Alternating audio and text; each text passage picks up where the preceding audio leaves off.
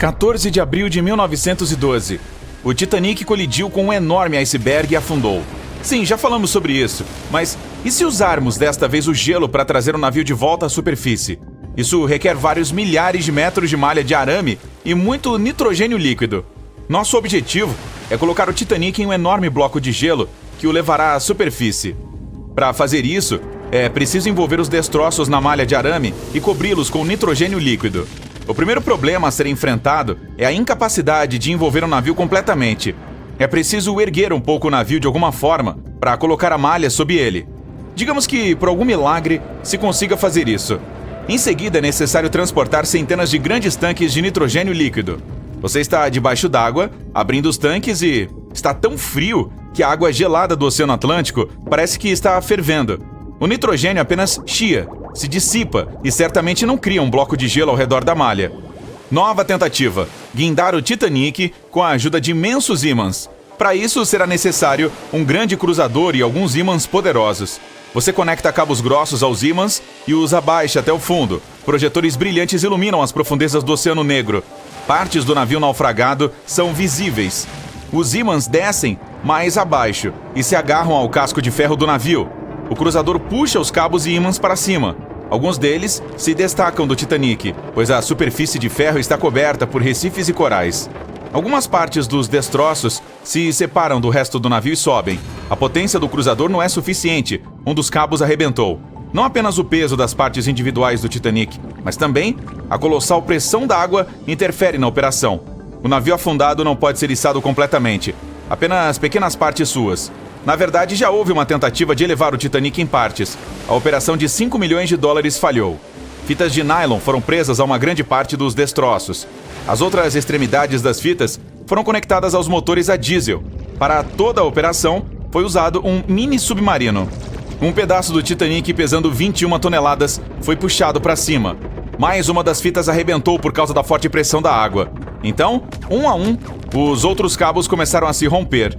E um pedaço enorme caiu de volta ao fundo do mar. A essa altura, todos os participantes da operação de resgate estavam sem alimentos, e como o local era longe da costa mais próxima, decidiram não fazer uma segunda tentativa. Um livro foi escrito e um filme foi feito sobre como o Titanic foi levantado com ar comprimido. Na realidade, ninguém tentou realizar esta operação. Para fazer isso, seriam necessárias várias centenas de grandes cilindros de ar comprimido. Primeiro você os instala dentro do casco do Titanic e espera que puxem o navio para a superfície.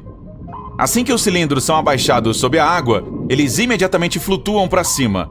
Isso complica muito a operação. Você precisa prender os cilindros com cabos e puxá-los até o fundo, usando um poderoso submarino, ou melhor, vários deles.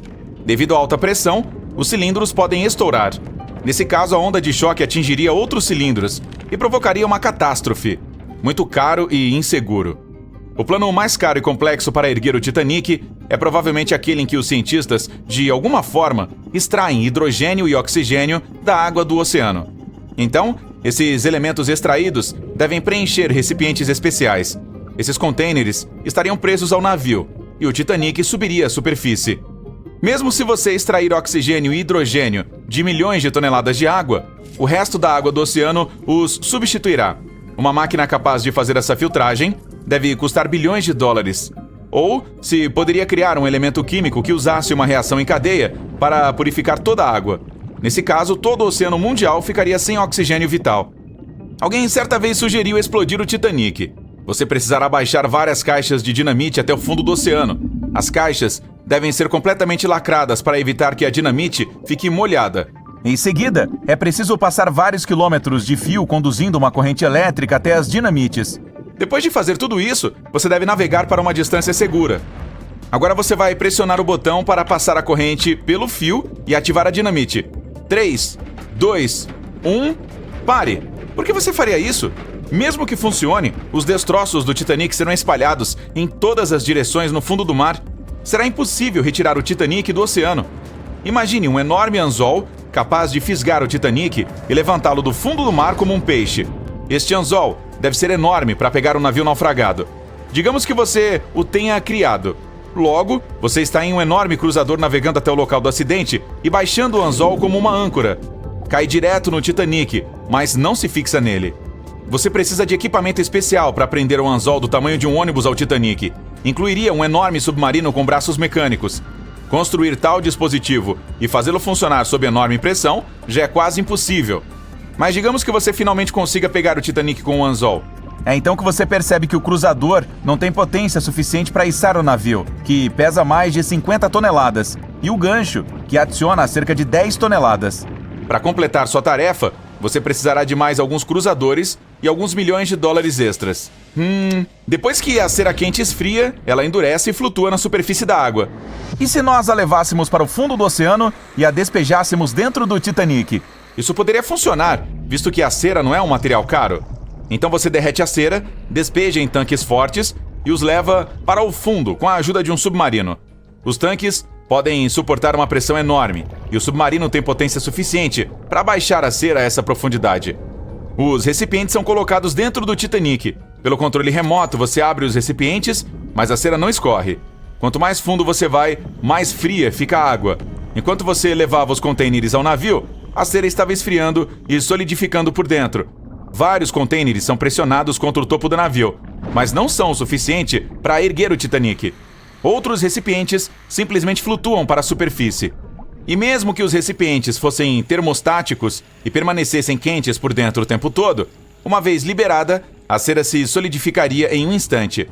Simplesmente não haveria tempo para espalhar e cobrir o Titanic por dentro. Então, ela simplesmente flutuaria também. Você preenche vários sacos grandes e resistentes com vaselina. Esta substância age como cera no frio, se solidifica e flutua. Você quer colocar esses sacos em todo o Titanic e esperar para que a vaselina o traga para cima. Você carrega o submarino com os sacos e desce até o fundo do mar. Algumas partes do navio não podem ser alcançadas devido aos corais.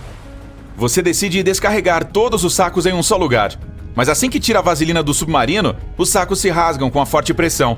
Pedaços sólidos de vaselina flutuam, empurrados pela água. Missão fracassada. A ideia mais maluca é encher o Titanic com milhões de bolas de ping-pong. Pequenas bolas de plástico cheias de ar devem empurrar o navio para a superfície. Mas, assim que você começa a levá-las para o fundo do oceano, o plástico imediatamente se achata e todo o ar das bolas sai. Você pode lançar as bolas dentro de um submarino, mas quando as colocar dentro do Titanic, a pressão irá esmagá-las novamente. Além disso, você pode criar bolas feitas de material ultraleve e forte e enchê-las de ar. Nesse caso, precisará de muito mais dinheiro. Assim que colocar as bolas dentro do navio, algumas delas irão imediatamente escorregar pelos buracos do Titanic, e as restantes não serão suficientes para erguer os detritos com mais de 50 toneladas do fundo. Bem, para estudar o Titanic, você não precisa descer até o fundo do oceano. Na internet, é possível encontrar um mapa 3D detalhado que mostra o local do naufrágio, assim como o próprio navio no fundo do mar. Para obter uma imagem realista do Titanic, os pesquisadores usaram tecnologias de sonar e robôs subaquáticos, que tiraram mais de 10 mil fotos do navio naufragado. Então, o que você acha? Deixamos ele lá? Pois é, eu também acho.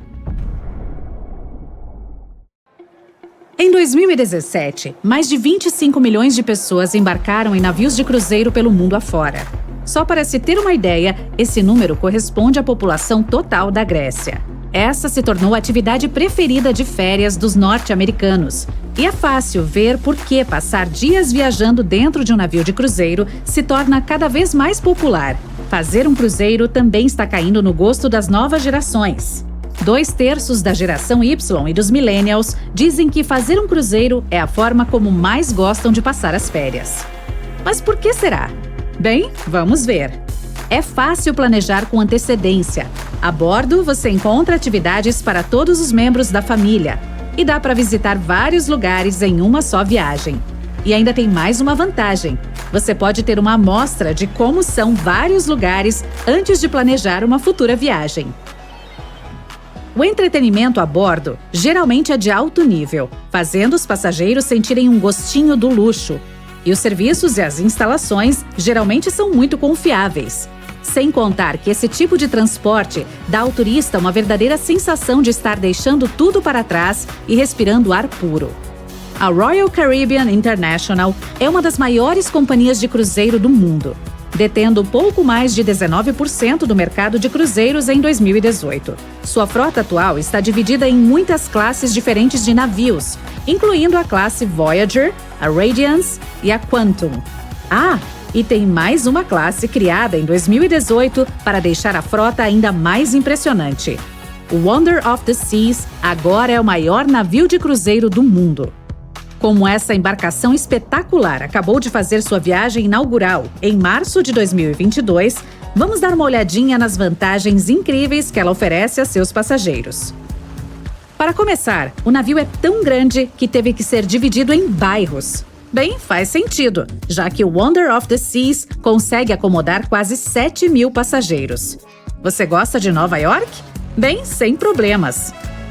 O Wonder of the Seas tem um Central Park próprio, com quase 10.000 plantas para admirar. O Central Park do navio é um luxo que todos os navios Oasis Class têm, e é um dos bairros do navio. Que tal darmos uma espiadinha em outras áreas?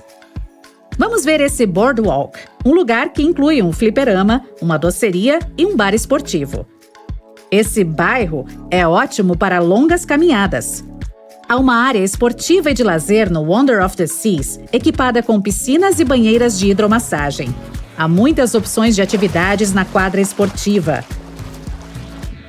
Aí vem o Royal Promenade, também chamado apenas de Promenade. Essa é a principal rua do Wonder of the Seas, com bares, saguões e lugares para tomar um cafezinho. Ou um luxuoso latte. O bairro de entretenimento é o ponto principal para atividades de lazer no navio. Aqui os passageiros podem encontrar uma sala de comédia, uma pista de patinação no gelo e até um teatro. A área de spa e atividades físicas é tranquila e com uma enorme gama de tratamentos à sua disposição. O centro fitness não tem taxa de entrada, então não há desculpa para deixar de treinar. O 8º bairro foi acrescentado ao cruzeiro. Ele é chamado de Bairro das Suítes. Trata-se de uma área exclusiva feita para que os convidados fiquem nas suítes. Faz jus ao nome. Ela fica na parte de cima do navio. Aqui, os convidados têm funcionários a seu dispor, chamado Royal Genies, algo como gênios do Royal. Sim, basta esfregar uma lâmpada em sua suíte e eles aparecem. Brincadeirinha. Esses gênios têm função parecida com a dos mordomos. Eles podem servir apenas a algumas cabines. Claro, o cruzeiro não quer que outros passageiros distraiam esses funcionários fazendo perguntas. É por isso que os gênios não usam crachá em áreas públicas. Quanto ao itinerário, o Wonder of the Seas foi criado para partir da China. Mas aí a Royal Caribbean resolveu mudar o transatlântico para os Estados Unidos. Em março de 2022, o navio começou sua jornada de 7 noites, visitando ilhas do Caribe Leste e Oeste. Em maio de 2022, o Wonder of the Seas começou a navegar pelo Mar Mediterrâneo com embarque em Barcelona e Roma. O passeio contou com visitas à Palma de Maiorca, na Espanha, e a Capri, na Itália. Quando o verão do norte acabar, o Wonder of the Seas voltará para a Flórida para oferecer navegações com duração de 1 ano, a começar em novembro de 2022. Há rumores de que um cruzeiro especial, feito só para pessoas altamente alérgicas e que sofrem com rinite, será criado e que se chamará Wonder of the Sneeze, Cruzeiro do Espirro em português. Mas isso não procede. É difícil imaginar um navio tão grande a ponto de acomodar tantas comodidades a bordo. Para se ter uma ideia, o Titanic era o maior navio de sua época, medindo 269 metros de comprimento. E o Wonder of the Seas, além de ter 362 metros de comprimento, também é 36% mais alto e 34% mais largo. E falando em botes salva-vidas, sim, eu estava prestes a falar sobre isso. O Titanic tinha apenas 20 botes a bordo, o que não atendeu à demanda dos passageiros naquela lastimável tragédia, quando o navio bateu em um iceberg. Mas o Wonder of the Seas tem um número ainda menor de botes salva-vidas. 18, para ser mais preciso. Parece estranho e perigoso, não? Bem, não muito, considerando que cada um desses botes consegue acomodar até 370 pessoas. Isso significa que todos os passageiros e tripulantes, cerca de 8.000 pessoas se o navio estiver lotado, estarão em segurança em casos de emergência. Agora, se pudéssemos organizar uma corrida entre as duas embarcações, bem, o Titanic seria de fato o mais rápido dos dois, derrotando o Wonder of the Seas por 1 nó por hora. Mas os passageiros de navios de cruzeiro de hoje em dia estão mais interessados na viagem do que na velocidade da embarcação. É por isso que a velocidade com a qual o navio consegue viajar não é mais um aspecto tão importante. Em termos de custos, o Titanic custava cerca de 7,5 milhões de dólares na época de sua construção. Isso equivale a 200 milhões hoje. E o Wonder of the Seas? Sua construção custou um montante de 1,35 bilhões de dólares, ou seja, 6 vezes mais que o Titanic. E que tal compararmos os preços das passagens? Bem, nesse caso, a passagem mais barata no Titanic custava 7 euros, que dá cerca de 1.000 dólares hoje. A passagem mais barata no Wonder of the Seas custa 423 dólares. Mas os preços podem variar dependendo de localização, estação, itinerário e da gorjeta que você vai dar para o seu gênio que atender a sua suíte. E eu sei que você vai perguntar, e os icebergs? Bem, o Titanic navegou pelo gélido Atlântico Norte, onde é preciso tomar cuidado com os icebergs. O Wonder of the Seas navegará pelas águas calmas do Caribe, onde não há praticamente nada com que ele possa colidir. Lado a lado com seus outros irmãos na frota da Royal Caribbean, o Wonder of the Seas é igualmente impressionante. Os primeiros navios da companhia conseguiam comportar cerca de 2.500 pessoas. Isso incluía os passageiros e os funcionários. Esses navios eram o Splendor of the Seas, Legend of the Seas e o menor de todos, o Empress of the Seas. Os maiores navios da frota agora conseguem abrigar cerca de 9.000 pessoas de uma vez. Isso equivale a uma capacidade 3 vezes maior. O Wonder of the Seas é um deles, bem como o Harmony of the Seas e o Symphony of the Seas. Você já reparou que existe um padrão nos nomes, né? Sim, se algum dia você vir um navio cujo nome termina com of the Seas, você pode apostar que ele pertence à Royal Caribbean. Agora, escolher entre navios de cruzeiro com base no tamanho é como decidir entre visitar o museu da sua cidade ou o Louvre em Paris. Tudo depende de suas preferências. Há famílias que preferem coisas menores, outros são fãs de espaços enormes que possam fornecer tudo o que precisarem. Historicamente, é empolgante ver quão longe chegamos em termos de transporte marítimo. O SS Royal William, por exemplo, foi o primeiro navio a fazer uma viagem transatlântica quase totalmente movida a vapor em 1833. E olha que ele tinha apenas 48,8 metros de comprimento e conseguia abrigar apenas 155 passageiros. E a viagem só era confortável quando o mar estava calmo. O primeiro mega navio moderno do mundo foi o MS Sovereign of the Seas. Lançado em 1987, ele tinha só 271 metros de comprimento e comportava pouco menos de 3.000 passageiros. O tamanho e a capacidade não são as únicas melhorias que os navios de cruzeiro tiveram ao longo dos anos. Desenvolvimentos tecnológicos recentes na inteligência artificial e no reconhecimento facial permitiram que os operadores de cruzeiros pudessem garantir viagens mais rápidas e mais tranquilas para os passageiros. Se no passado os passageiros levavam entre 1 hora e 1h30 para embarcar em um navio, hoje em dia os operadores de cruzeiros conseguem que todos estejam confortavelmente acomodados em menos de 15 minutos. Aposto que você já está morrendo de vontade de comprar uma passagem. Mas vamos dar uma olhadinha em algumas atividades mais interessantes que você pode fazer a bordo do Wonder of the Seas. Assim, você saberá exatamente o que esperar desse cruzeiro. Todos os navios da Royal Caribbean têm muitas obras de arte disponíveis para seus convidados apreciarem. Mas o Wonder of the Seas vai ao infinito e além, pois conta com estátuas de astronautas em pontos-chave do navio. Você encontrará o primeiro astronauta olhando pelo vidro no Promenade, enquanto o outro está ocupado escalando o Boardwalk. O terceiro e último astronauta é um cinéfilo. Essa estátua fica perto da tela do cinema, sentada em uma das poltronas. Conferir as estátuas dos astronautas está se tornando uma experiência e tanto entre os convidados. Nas áreas sem acesso à luz solar, o Wonder of the Seas tem sacadas virtuais, Quando está chovendo, os convidados ainda podem ter contato com o ar livre, mas sem precisar se esconder do vento ou da chuva. Os adolescentes contam com espaço reservado dentro do navio. Tem um clube especial com uma banheira de hidromassagem particular, área para selfies, jogos e poltronas confortáveis. O interior do clube é equipado com uma máquina de venda automática, uma coleção interessante de livros e mesas para jogar pebolim. Opa, tô dentro! 14 de abril de 1912. Uma noite fria em algum lugar do Atlântico Norte. A bordo do navio mais moderno e seguro, o Titanic, um jantar é realizado. 2 homens bem vestidos estão sentados em uma das mesas. Um deles é um famoso jornalista britânico. Ele conta ao interlocutor uma história interessante e, ao mesmo tempo, terrível. Tudo começou por volta de 1000 a.C., no Egito Antigo. Naquela época, uma mulher nasceu na cidade de Tebas. Ninguém sabia quem ela era ou o que fazia, mas ela tinha uma alta posição social. No final de sua vida, foi proclamada sacerdotisa de Amon-Ra. Seu corpo foi embalsamado, colocado em um caixão de madeira e coberto com uma tampa maciça com a imagem de uma mulher e inscrições misteriosas.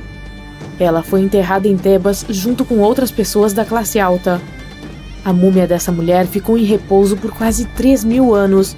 O local havia sido cuidadosamente escondido. Por volta da primeira metade do século XIX, um grupo de moradores descobriu acidentalmente o túmulo antigo. Eles perturbaram a paz da sacerdotisa. Ninguém sabe exatamente o que aconteceu naquele dia, mas a múmia foi removida do caixão e desapareceu sem deixar vestígios. Algumas décadas depois, um grupo de 4 amigos ricos da Inglaterra foi ao Egito para uma viagem pela parte superior do Nilo. Primeiro, eles foram visitar as escavações do Templo de Amon-Ra, perto da cidade de Luxor. Lá, encontraram o sarcófago da múmia vazio. Retratava a sacerdotisa com olhos escuros olhando para o vazio. Havia algo sinistro em seu olhar. Eles não sabiam a quem o sarcófago pertencia, mas ficaram tão surpresos com a beleza e a energia do achado que decidiram comprá-lo dos moradores locais. O comprador desapareceu na mesma noite, antes de o sarcófago ser entregue a ele no hotel. Alguns disseram ter visto o homem sair do hotel e ir em direção ao deserto. Ninguém sabia dizer por que ele fez isso, e ninguém mais o viu depois disso. Outro homem do mesmo grupo pegou o caixão. Enquanto voltavam para casa, um dos amigos ficou gravemente ferido. Depois de chegar a Londres, o novo proprietário do sarcófago descobriu que o banco onde todo o seu dinheiro havia sido colocado faliu. Da noite para o dia, o homem se transformou de um rico empresário em um mendigo. Um terceiro amigo também sofreu com a influência sinistra do achado antigo. Ele perdeu sua saúde, emprego e, eventualmente, até mesmo sua vida em um acidente pouco depois de retornar a Londres. Antes de falir, o proprietário deu o sarcófago antigo para sua irmã que morava em Londres. Um dos amigos dessa mulher entrou na sala, viu o artefato egípcio e imediatamente sentiu a energia perigosa que emanava dele. Então, a irmã do proprietário deu o sarcófago a um fotógrafo famoso. Ele tirou algumas fotos e ficou horrorizado. De acordo com suas palavras, ele viu uma verdadeira sacerdotisa com um rosto humano nas fotos. Ela olhava para ele com um olhar gelado e sinistro. Ninguém, exceto o fotógrafo, tocou no filme da câmera. Ninguém alterou a foto. Pouco depois, o fotógrafo desapareceu misteriosamente. A partir desse ponto, a história se torna vaga. De acordo com uma versão, a irmã do proprietário deu o artefato ao Museu Britânico. O homem que transportou o sarcófago faleceu logo depois, e seu assistente sofreu um terrível acidente. Outra versão diz que o item da tumba egípcia foi comprado por um rico empresário. Depois disso, 3 membros de sua família também sofreram um acidente e sua casa pegou fogo. Convencido de que o sarcófago da múmia fora amaldiçoado, ele o deu ao Museu Britânico. O interlocutor ouve a história com tanto interesse que se esqueceu do jantar, o qual já esfriou. "Como você sabe de tudo isso?" pergunta ele. O jornalista responde que estuda tudo relacionado à múmia e seus donos há vários meses. Ele encontrou evidências de todos os acidentes e juntou todas as informações. "Então, o que aconteceu depois?" pergunta o interlocutor. Parecia que o sarcófago da múmia deveria encontrar paz no museu. A sacerdotisa estava cercada por outros reis e rainhas de diferentes épocas. No entanto, essa paz não existiu. Cientistas e especialistas em línguas antigas tentaram decifrar os símbolos no sarcófago. Eles descobriram que a maioria das inscrições eram maldições e infortúnios dirigidos àqueles que ousassem perturbar a paz da sacerdotisa. Todas as noites, os guardas e a equipe do museu ouviam batidas vindas do sarcófago da múmia. As batidas eram acompanhadas de choro e gritos. Além disso, alguém espalhava itens de outras exposições por todo o corredor todas as noites. Todos logo passaram a acreditar que o espírito da sacerdotisa continuava a usar forças mágicas. Então, um colecionador particular se interessou pelo sarcófago. Ele o comprou do museu, não para sua coleção, mas para tentar expulsar o espírito da múmia do artefato. Não se sabe de que maneira ele tentou fazer isso, mas ele fracassou. Depois, conseguiu vender o sarcófago da múmia para um rico arqueólogo americano. Aquele cara decidiu levar a múmia para Nova York e... E o quê? O que aconteceu depois? O interlocutor pergunta com interesse. É isso aí, fim da história, responde o jornalista. O que você quer dizer com isso? O que aconteceu com a múmia? Onde ela está agora? O jornalista olha para o interlocutor empolgado. Ela está aqui no Titanic, diz ele. O interlocutor parece assustado e confuso, mas o jornalista confirma que o sarcófago está lá. Ele não duvida disso, porque o viu com seus próprios olhos. Após o jantar, eles vão para suas cabines. O jornalista se deita, mas não consegue deixar de pensar na múmia. Ele tenta se convencer de que tudo o que descobriu sobre a sacerdotisa é um mito, não há maldição. No momento em que ele finalmente adormece, sente um leve empurrão. Alguns minutos depois, um membro da tripulação bate na porta da cabine. Ele informa que todos os passageiros devem ir para o convés superior porque algo aconteceu com o navio. O jornalista sai ao ar livre e vê uma enorme multidão. Ainda não há pânico. Alguém diz que aconteceu alguma coisa com o motor. Outros dizem que é apenas uma precaução. O jornalista entende tudo imediatamente. O navio está afundando. A sacerdotisa fez isso. Em menos de uma hora, o Titanic ficou completamente debaixo d'água. Uma lenda diz que a sacerdotisa influenciou o capitão do navio. Os tripulantes não se atreveram a colocar uma carga tão valiosa no porão. Portanto, eles colocaram a caixa com o artefato perto da ponte do capitão. Naquela noite fatídica, o capitão decidiu olhar para o sarcófago com seus próprios olhos. Depois disso, o comportamento dele ficou estranho. Dizem que o espírito obscureceu sua mente. Quando o navio entrou no território cheio de icebergs, ele se recusou a desacelerar, apesar dos pedidos da tripulação. O sarcófago ainda pode estar no fundo do Oceano Atlântico até agora, a sacerdotisa finalmente tendo encontrado a sua paz. Ok, essa história nada mais é do que uma lenda. Não há registro ou evidência de que o Titanic estivesse carregando qualquer tipo de múmia ou sarcófago. A lenda surgiu alguns anos após o desastre. Naquela época, havia muitas teorias sobre o que aconteceu com o Titanic. O navio afundou devido a agências secretas. ETs atacaram o Titanic. O Titanic foi afundado especificamente para conseguir dinheiro da companhia de seguros. Essas teorias malucas eram muito populares entre o público. Uma delas foi desenvolvida por um jornal bem conhecido. Jornalistas publicaram um artigo sobre a múmia amaldiçoada a bordo do Titanic. O resto virou lenda e se tornou popular. Uma das razões pelas quais as pessoas acreditam em tais coisas está escondida na psicologia humana. Qualquer lenda conta algo secreto, coisas que as pessoas não sabem ou não deveriam saber. Quando uma pessoa lê isso, ela se sente especial, pois agora conhece um segredo terrível. Esse senso de autoimportância é a razão da popularidade das teorias da conspiração. Bom, também é importante notar que todas essas teorias são realmente interessantes. A propósito, a múmia dessa história realmente existe e está no Museu Britânico. Mais precisamente, há apenas uma tampa de madeira do sarcófago com a imagem de uma mulher. Ainda não se sabe a quem pertenceu. A identidade do último proprietário também é desconhecida. Só se sabe que a exposição foi transferida para o museu no final do século XIX. Lá recebeu o apelido de Múmia Azarenta. A equipe do museu relata que ela não traz infortúnios. Os gritos e batidas da tampa são apenas um mito. Você mesmo pode ir e ver a exposição com seus próprios olhos. Se ousar, é claro. No filme Titanic, você não verá nenhuma fumaça acima do quarto funil do lendário transatlântico, e isso não é um erro.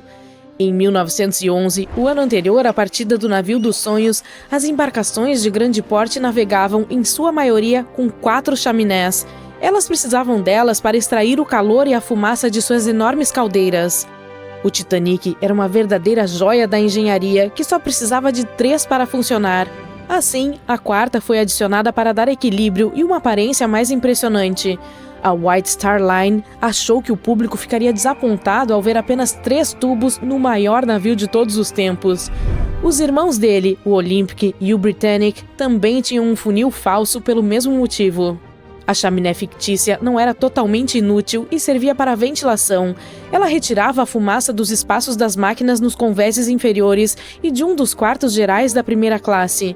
Um grande funil de ventilação, em vez de vários menores, ajudava a organizar os convéses superiores e deixava mais espaço livre para os passageiros desfrutarem de seus passeios. Quando o Titanic afundou, os funis, cada um pesando 60 toneladas, submergiram junto.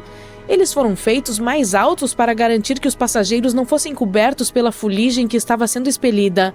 A altura e o peso permitiram que ficassem na posição vertical.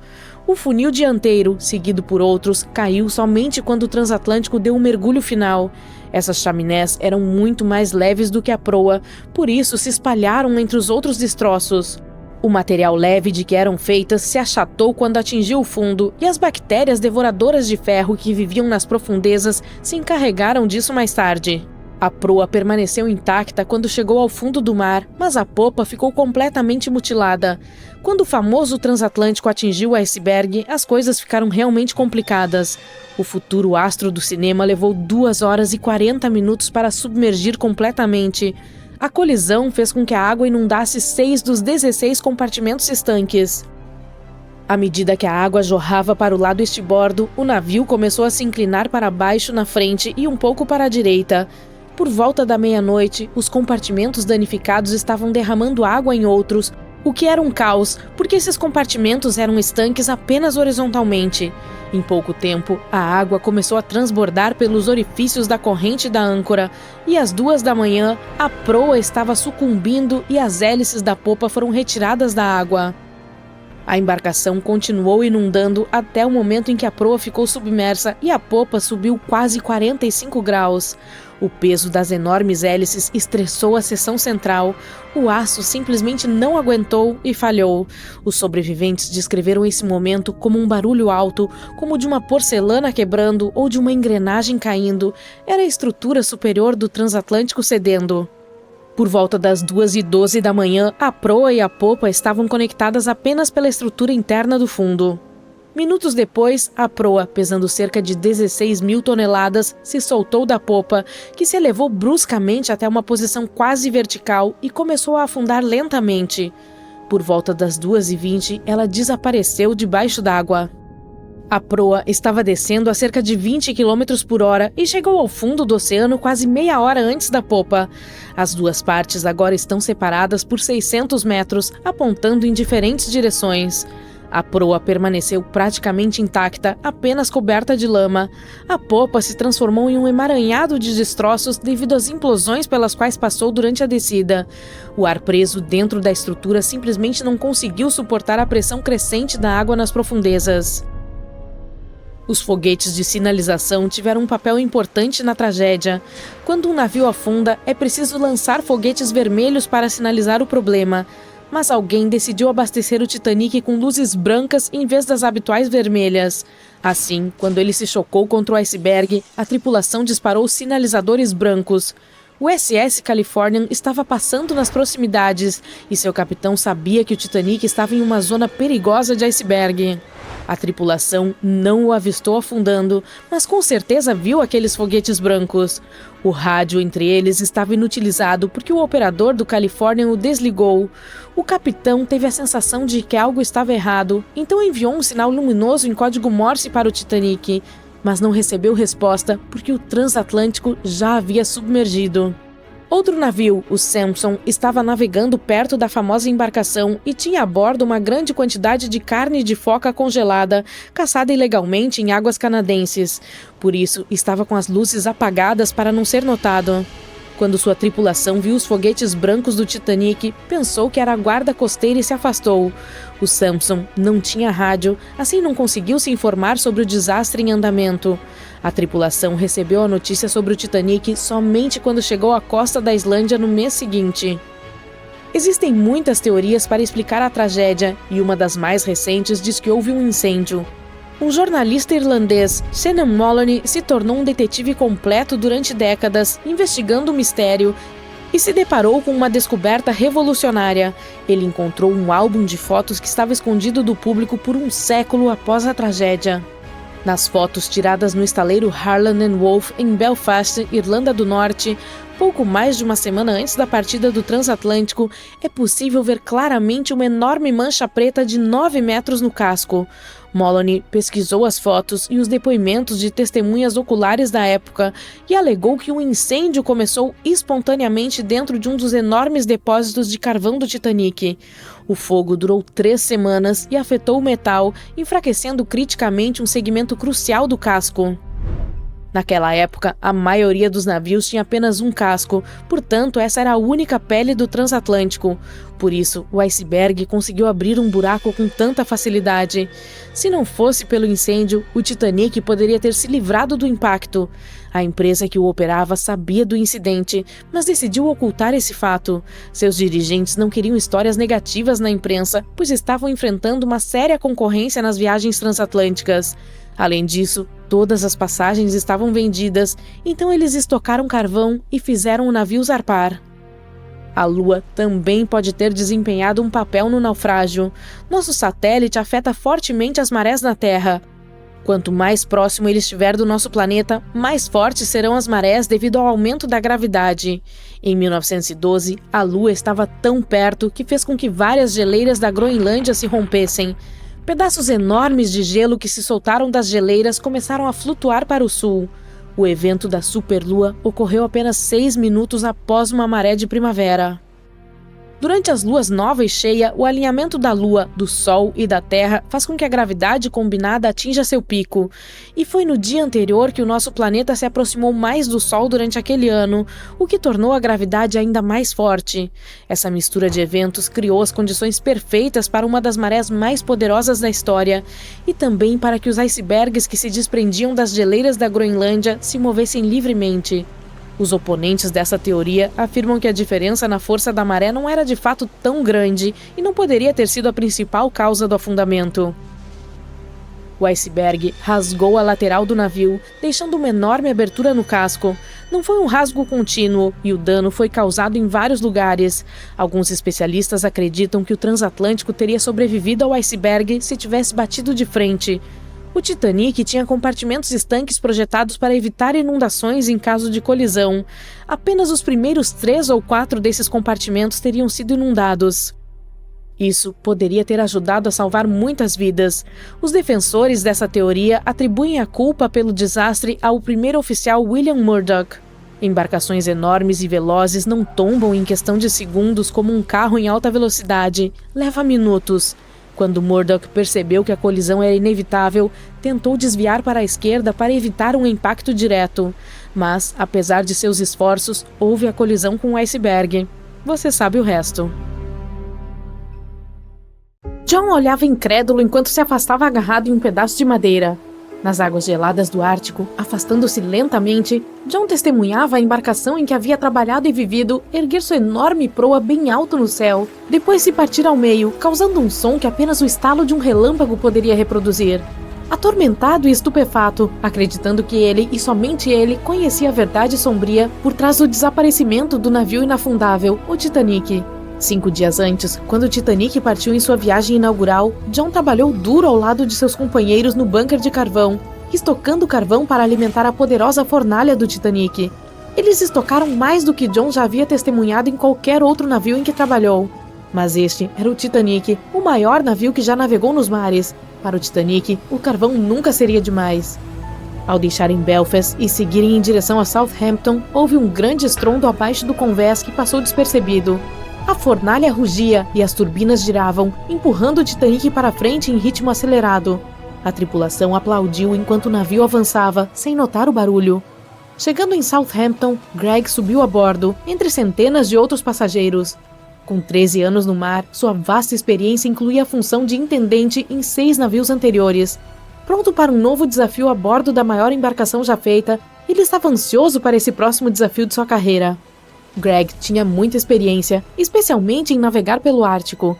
Seu papel era vital na tripulação, entender os mares ao redor do Polo Norte.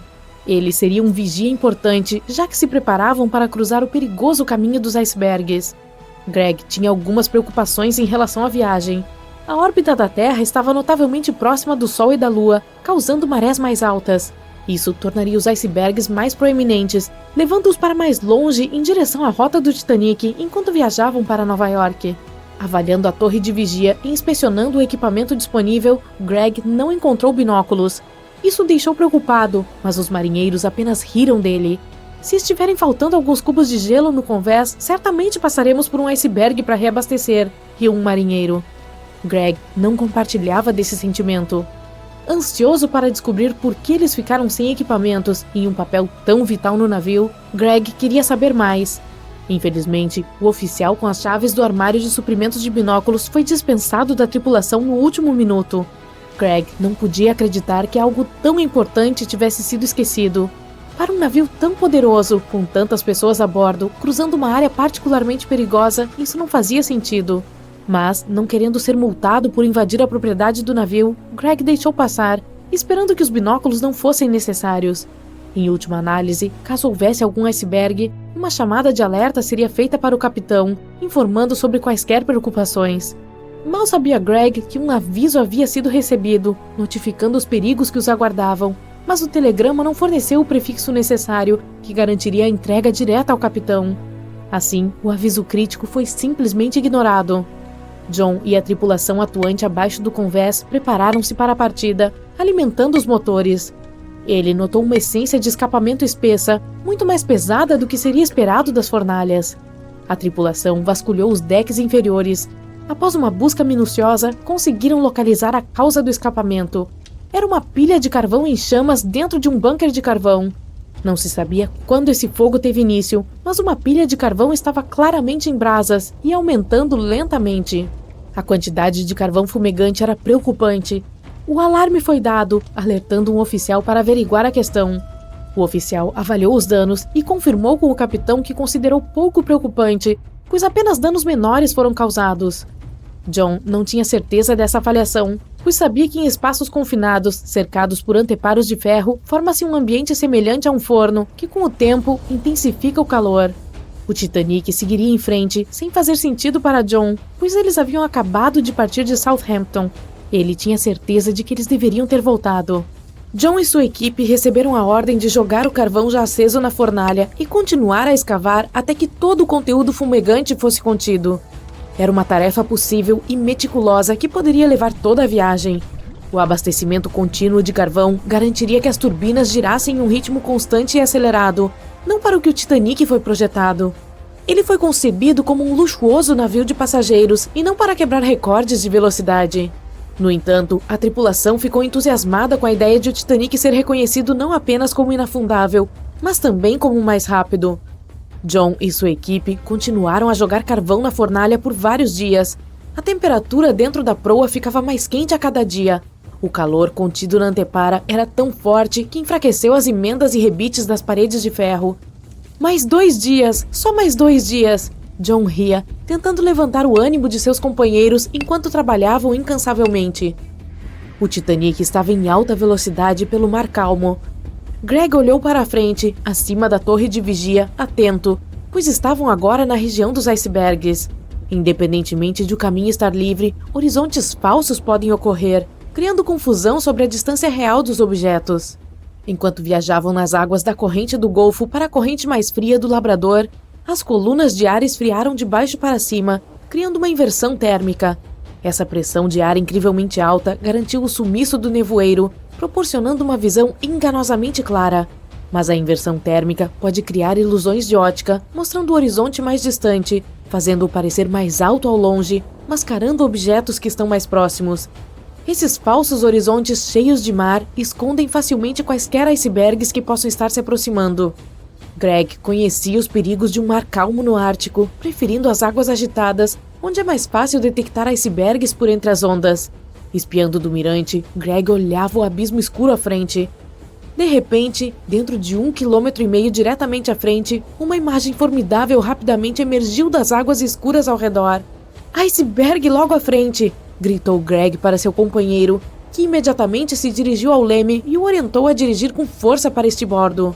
O timoneiro recebeu a ordem. No calor do momento, ele girou o timão no sentido anti-horário. Ele então percebeu haver virado o timão para o lado errado e rapidamente girou na direção oposta. O navio apontou para o iceberg, virando para bombordo enquanto reduzia a velocidade. No entanto, esse atraso, com a curta distância do aviso e o ritmo rápido em que navegavam, pode não ter feito diferença. Ao se aproximarem do iceberg, parecia que conseguiriam desviar dele, mas mais de 87% de um iceberg fica debaixo d'água. E à medida que avançavam pela lateral, o gelo escondido na água atingiu a proa a bombordo, perfurando a lateral do casco com um rasgo de 1 metro quadrado. O navio estremeceu, com todos a bordo cientes de que algo estava errado. Em meio à confusão e ao medo, ignoravam os danos. Enquanto eles se orientavam, 6 dos 16 compartimentos estavam se enchendo rapidamente de água do mar. O casco poderia suportar que apenas 4 compartimentos enchessem sem afundar. O tempo estava passando, enquanto o Titanic seguia sua descida nas profundezas. Com as emendas enfraquecidas, os pilares de aço e os rebites aquecidos, o navio quebrou sob a pressão e a mudança repentina de temperatura da água gelada. Foi dada a ordem de abandonar o navio. Os botes salva-vidas estavam sendo preparados para serem liberados enquanto sinais de pedidos de ajuda eram enviados para os navios próximos. O operador de rádio, sentindo-se culpado, chamava constantemente um navio próximo que havia estado em contato com o Titanic recentemente. A comunicação com esse navio fora constante nos últimos dias. Ele fornecia avisos de icebergs desde que o Titanic partira de Southampton. A última mensagem de aviso recebida fora apenas 1 hora antes. Ao receber o aviso, o operador respondeu ignorantemente, "Cale a boca", supondo que seus avisos de icebergs eram inúteis. Após essa resposta infeliz, o navio desligou o rádio e manteve silêncio. O navio mais próximo que estava respondendo aos seus sinais de socorro estava a 800 quilômetros de distância, muito longe para fornecer qualquer assistência a tempo. Então, inúmeros erros causaram o fim do Titanic, quer tenham contribuído diretamente ou por pura ignorância. O mais trágico deles foi o número de pessoas a bordo do navio, 2.224, enquanto os botes salva-vidas eram suficientes para resgatar apenas 1.178, quase metade das pessoas. O Titanic afundou em 14 de abril de 1912, e todos os pertences dos passageiros e a parafernália do navio submergiram nas águas profundas e escuras com ele. Esses objetos esperaram pacientemente para serem descobertos até 1985. O Titanic foi rapidamente para as profundezas e parecia não ter sobrado quase nada dele. No entanto, mergulhadores em pequenos submarinos conseguiram recuperar muitos artefatos dos destroços. Se você quer saber como são esses itens surpreendentes, junte-se a mim!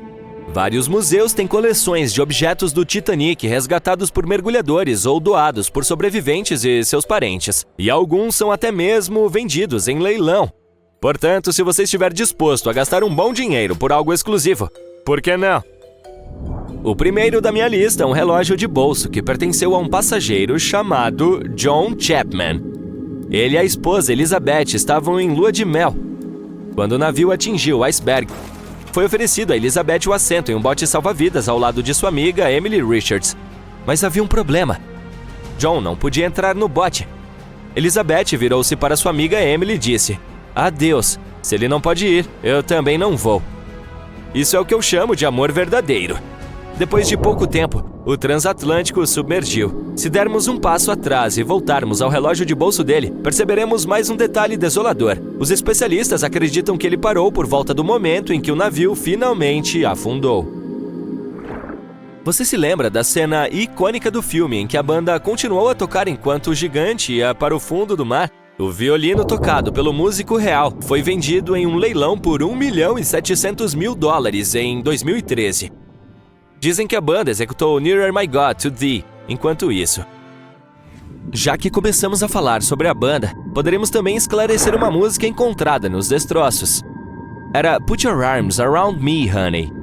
considerando que o papel se estraga quase instantaneamente quando entra em contato com a água, é um milagre ver esse documento. Outro registro em papel salvo é o cardápio do almoço. Os passageiros da primeira classe usavam seus belos vestidos e desfrutavam de suas refeições sem saber que era a última. Esse item exclusivo foi leiloado por $122 mil. As refeições eram oferecidas de acordo com a classe. Por exemplo, um passageiro da primeira comeria peru assado com molho de cranberry, cordeiro ou haddock assado. Em comparação, um almoço na terceira classe consistia em coisas como sopa de arroz, pão fresco, carne assada e molho marrom. Havia também biscoitos de cabine que os passageiros comiam para diminuir o enjoo.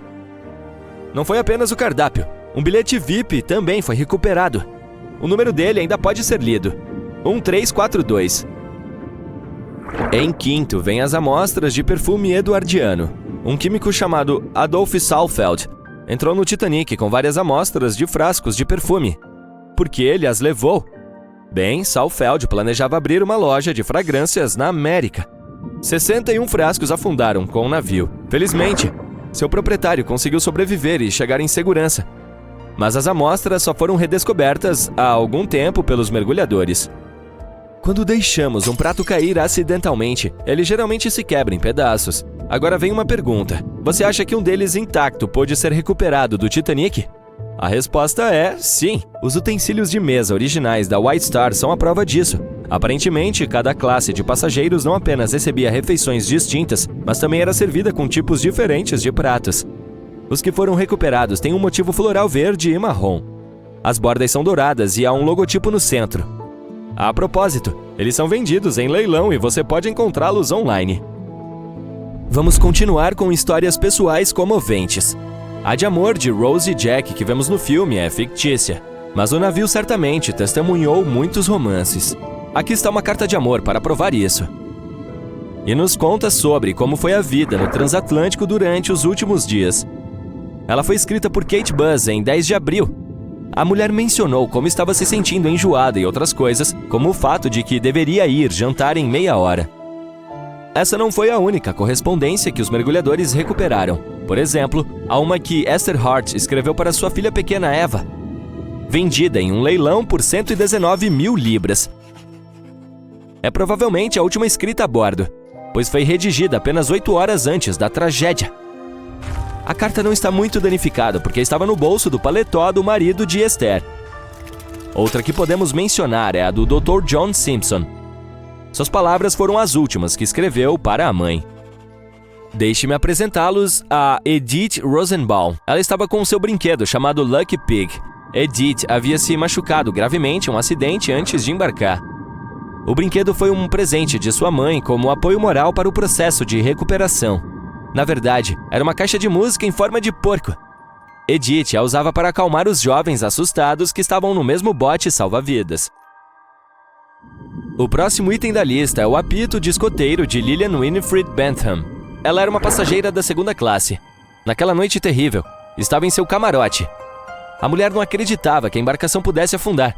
Afinal, era o navio inafundável. Sua amiga foi até ela e a convenceu a entrar em um bote salva-vidas. Só então a mulher percebeu a gravidade da situação. Momentos depois, viu o Titanic se partir em dois. Enquanto o bote salva-vidas navegava na noite, Lillian viu um tripulante que também havia sido resgatado. Sem pensar 2 vezes, envolveu o homem com seu casaco de pele. Ele estava com muito frio, então ela provavelmente salvou a vida dele fazendo isso. O cara quis agradecer pela gentileza, então deu a Lillian um apito de escoteiro. Era o que ele usava durante a noite para pedir ajuda. Este par de luvas brancas de algodão é um dos artefatos mais raros recuperados. Elas pertenciam a um homem, cuja identidade é desconhecida. O tecido não pode durar décadas embaixo d'água, mas essas luvas têm boa aparência, e você ainda pode ver os detalhes finos e a elegância. Uma campainha de alarme também foi encontrada. Sim, esse é o famoso sino, aquele que tocou para avisar as pessoas sobre o iceberg. Frederick Fleet e Reginald Lee estavam de vigia na noite do incidente. Ambos sobreviveram. Fleet foi o único que viu o iceberg antes do choque. O que é irônico é que Fleet e Lee não tinham acesso a binóculos. Eles estavam guardados em um armário. mas a chave estava no bolso de um membro da tripulação que foi transferido para outro navio no último minuto e não o deixou. Os dois poderiam ter visto o iceberg mais cedo se tivessem os binóculos. Assim, o Titanic poderia ter saído do caminho. Os mergulhadores descobrem não apenas pertences dos passageiros ou da tripulação, mas também peças pertencentes ao próprio navio. O próximo item da lista é a Grande Escadaria. Algumas partes dessa estrutura icônica foram recuperadas do naufrágio. Acontece que essa escada se tornou um ponto de encontro entre os passageiros da primeira classe. Se quisessem visitar os banhos turcos para um dia de spa ou jantar, eles se encontravam ali e iam juntos. Essa escada era um sinal de como algumas partes do Titanic eram luxuosas. Outro objeto milagrosamente salvo é a planta arquitetônica. Ela foi um dos artefatos mais caros vendidos em leilão e tem cerca de 10 metros de largura. O que mais? O logômetro também foi descoberto. Trata-se de um dispositivo usado para verificar a velocidade de navegação e a distância que a embarcação percorre. Os especialistas dizem que desde o início, ao meio-dia de 14 de abril, ele registrou 268 milhas náuticas. E tem mais! Também foi encontrado um pedaço gigante do casco, conhecido como o Grande Pedaço. Esse cara pesa 15 toneladas. As vigias maiores eram para as cabines e as menores para os banheiros. Essa peça foi encontrada em 1994, mas só em 1998 foi retirada com sucesso. Depois de todos esses anos debaixo d'água, ela estava repleta de vida marinha. Ainda assim, surpreendentemente, as vigias ainda tinham vidro. Vamos supor que você fosse um mergulhador e pudesse retirar apenas um desses objetos. Qual você escolheria? Em 10 de abril de 1912, o RMS Titanic zarpou da Inglaterra. Mas este não foi um início de viagem de um navio comum. O Titanic era o maior navio já construído na época. Tinha 270 metros de comprimento. Isso é quase o tamanho de 3 campos de futebol. E, medido do casco até o topo das chaminés, o navio tinha impressionantes 53 metros de altura. Esse é o tamanho de um prédio de 17 andares. Considerado inafundável, levou quase 3 anos para ser construído por 3.000 trabalhadores. Mas apenas 4 dias depois de sua primeira viagem, às 23 horas e 40 minutos, o navio colidiu com um iceberg e se perdeu sob as ondas do Oceano Atlântico. O navio levou apenas 2 horas e 40 minutos para afundar, e dos mais de 2.200 passageiros e tripulantes a bordo, apenas 706 sobreviveram. Os destroços permaneceriam perdidos por mais 73 anos, escondendo seus muitos segredos dentro das congelantes águas atlânticas. E se não fosse por um homem cuja vida inteira foi dedicada a explorar o mar, o navio gigante poderia ter permanecido perdido por muito mais tempo. Esse homem era Robert Ballard. Quando criança, Ballard era obcecado pelo oceano. Esse fascínio começou quando ele tinha apenas 12 anos de idade. Foi quando ele assistiu a uma adaptação cinematográfica do romance de ficção científica 20.000 Léguas Submarinas, de Júlio Verne. Ele tinha tudo para despertar a imaginação de um jovem. De aventuras e criaturas estranhas a um poderoso veículo subaquático chamado Nautilus, que poderia viajar para qualquer lugar do mundo que você quisesse ir. A partir daquele momento, a vida em terra firme não estava mais no futuro de Ballard. Quando ele tinha 23 anos, foi designado para o Deep Submergence Group, ou Grupo de Submersão Profunda. Lá, ajudou a desenvolver técnicas para pesquisar no fundo do oceano. Sua maior conquista foi a criação do Alvin. Era um submarino pequeno e fácil de manobrar, capaz de transportar 3 pessoas. Também apresentava um braço mecânico externo, projetado para coletar amostras subaquáticas enquanto a tripulação permanecia dentro, segura e seca. Alvin, o submarino, rapidamente se mostrou útil para muitas tarefas. Por exemplo, uma vez foi usado para rastrear uma aeronave que caiu no mar, mas a embarcação encarou uma série de eventos adversos. Em um caso, foi atacado por um espadarte, o que fez com que o submarino ressurgisse rapidamente. O espadarte, ainda preso na pele externa do submarino, tornou-se o jantar daquela noite. E em outubro de 1968, o submarino estava sendo submerso na água quando os cabos que o seguravam quebraram, sendo lançado com toda a força para o oceano, junto com os 3 tripulantes a bordo. E como a pequena embarcação ainda estava aberta, ela imediatamente se encheu de água e rapidamente começou a afundar. Felizmente, a tripulação conseguiu escapar, mas o Alvin se foi. O mau tempo dificultou várias tentativas de recuperar a embarcação. Foi apenas no ano seguinte que finalmente foi trazida à tona. Com o tempo, o Alvin seria melhorado. Seu casco foi fortalecido com titânio, o que lhe deu uma classificação de profundidade maior, tornando-o ainda mais adequado para a exploração oceânica. O submarino especializado seria útil em muitas das mais de 100 expedições de Ballard. O homem foi um dos primeiros a explorar uma cadeia de montanhas subaquática chamada Dorsal Mesoatlântica, no Oceano Atlântico. E quando encontrou fontes hidrotermais no Mar de Galápagos, no final dos anos 70, ele também ajudou a descobrir e documentar o processo de quimiossíntese, que é uma complicada síntese química de energia alimentar por bactérias. A sua maior descoberta ainda estava por vir. Ballard afirmou que nunca foi um fanático pelo Titanic, mas acabou ficando obcecado em encontrar o navio após ver outros exploradores tentarem e falhar. Como ele dizia, o Titanic era claramente o grande Monte Everest na época. Muitos que eu pensei que teriam tido sucesso ou deveriam ter tido sucesso, mas não tiveram. Ballard começou a pensar em procurar o navio já em 1973, e 4 anos depois, ele realmente fez uma tentativa. Ele usou um navio de salvamento em águas profundas Sea Probe, que era um navio de perfuração equipado com câmeras e sonar, mas foi forçado a desistir quando o tubo de perfuração quebrou. Simplesmente não era a hora dele. No início dos anos 80, um petroleiro do Texas chamado Jack Grimm tentou encontrar os destroços em 3 ocasiões diferentes. Certa vez, Grimm estava bem acima do Titanic, mas o seu equipamento não conseguiu detectá-lo. Isso é o que chamamos de azar extremo. Ballard estava apenas esperando o seu momento de brilhar. Ele precisava de um plano e de alguma ajuda. A primeira questão era descer ao fundo do Atlântico. A descida mais profunda que ele havia feito até então era de 6.100 metros. Essa viagem demorou 3 horas, e isso não incluía o caminho de volta. Ballard sabia que poderia usar o Alvin, já aprimorado com um casco de titânio para suportar a pressão do oceano. Mas ele também precisava de algo que não exigisse que ele realmente descesse junto fisicamente. Um submarino de controle remoto não pilotado seria o ideal, mas primeiro era preciso criá-lo. Ele entrou em contato com as autoridades, esperando que fornecessem o financiamento para o seu projeto. E embora as autoridades não tivessem interesse no Titanic, estavam dispostas a ajudar. Mas tinha uma pegadinha. Ballard tinha que primeiro se concentrar em rastrear 2 submarinos, o Thrasher e o Scorpion, que afundaram no Oceano Atlântico na década de 1960. As autoridades esperavam estudá-los para descobrir por que eles haviam afundado. Também queriam saber se poderiam ser recuperados, ou se era seguro deixá-los no fundo do oceano. Somente quando ele tivesse concluído com sucesso essa tarefa, estaria livre para usar todo o tempo restante em seu contrato para encontrar o Titanic. Sem outras opções de financiamento, Ballard aceitou a oferta. Ele começou os trabalhos. Primeiro criou 2 novos dispositivos. Argo era um trenó submarino de câmera de vídeo, rebocado e automático. Ele foi projetado para tirar fotos e gravar vídeos a partir de uma série de câmeras montadas nele.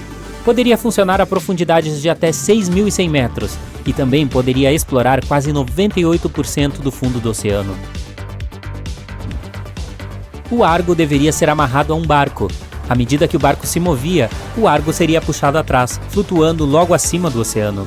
A câmera então transmitiria imagens para a superfície. O segundo dispositivo era um pequeno veículo robótico chamado Jason Jr.